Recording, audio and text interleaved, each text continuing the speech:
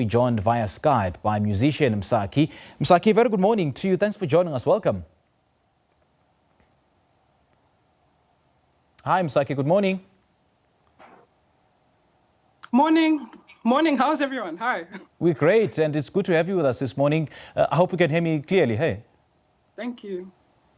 I can hear you clearly. It's breaking a bit, but I can hear you. Okay, perfect. We'll try our best. Take us through what the Apple Music Africa Month campaign is all about. Africa Month is incredible because the world is trying to change its gaze on Africa.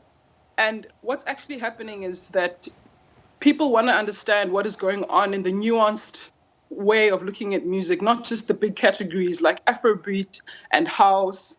So we were asked to create these playlists that had a way to project the future of African music, but also just like pay homage to its lineage. And for me, playlists are amazing because it's a way to enjoy other people's music, and it's a way for me to kind of locate myself in this rich heritage, which is African music. So as an African artist yourself, what prides you in being an African artist and telling, African stories through your work? Even in every subgenre, like I'm essentially a folk musician. I'm a storyteller, singer-songwriter, but I also play a lot in the electronic music space. And the way that we interpret all of those genres with these rhythms, with these like understanding of polyrhythms, with this way of navigating language, which is completely foreign in other places, is so special. It gives us a unique selling point, but also it's how our music is always connected to spirit. We can't divorce it from how we do life. It's not just making a song. And you see that from the continent, from the north right up to the south, to the east, to the west. Sure. Music is an integral part of life and part of ritual, a part of celebration. So it permeates in the pop music space. And having said that, Msaki, do you think that African music is still being widely celebrated, or is there room for growth? There's definitely room for growth. I mean, do you realize that Angelique Kidjo and Burna Boy were put in the same category in a major international music award system? How does Burna Boy and Angelique Kidjo not have their own, why don't they have their own categories within to view their music in? Mm-hmm. So if we're being lumped in still as world music, as African music, it means we have a long way to go in terms of the gaze of the rest of the world, but also how we curate ourselves and how we take chances to tell our own stories, which is why this Apple Music playlist and this Africa Month campaign is so important.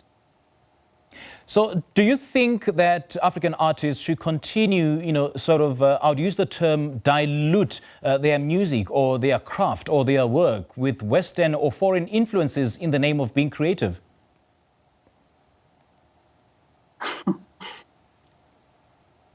Dilute is it's a tough word you're using there, sir. I would say the thing is we're Africans, we're multifaceted, we're allowed to be global beings. We're everywhere and at one place at the same time. I can't pretend that I've never heard the music of Flying Lotus or Elton John just because I'm here in Namakwa in South Africa. But I can investigate my own heritage, find out what ingoma zalapha zithini, find out what ingoma yam as umntu ongumXhosa ithini. And if that mixes with the way of globally seeing music, then that's fine. That's my authentic story.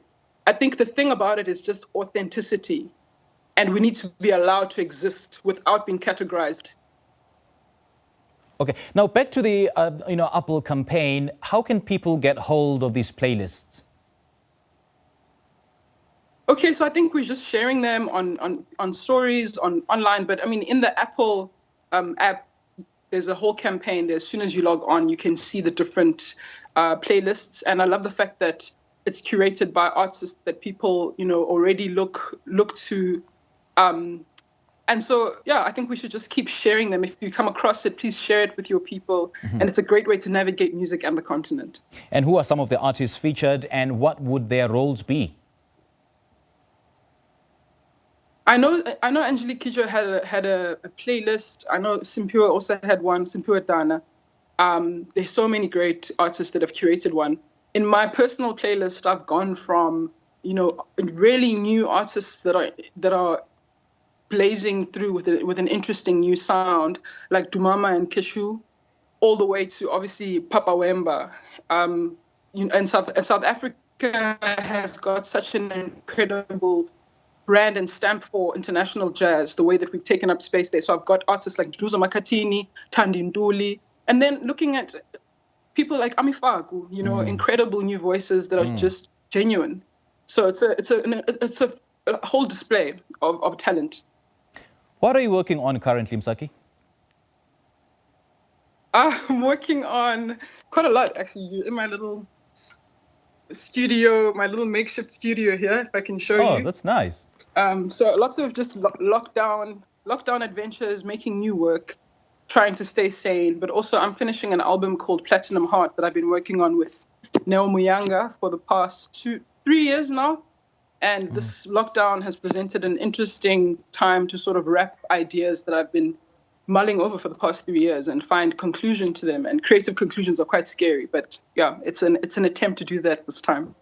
Tell you what, we can't help. I mean, we can't wait to host you again to see what came out of that lockdown chronicles. Thank you so much for chatting to us, Msaki. Oh man, thank you so much. Thank you. Right. Thank you. That was musician Msaki talking to us about the Apple Music Africa Month campaign, which is set to celebrate African music.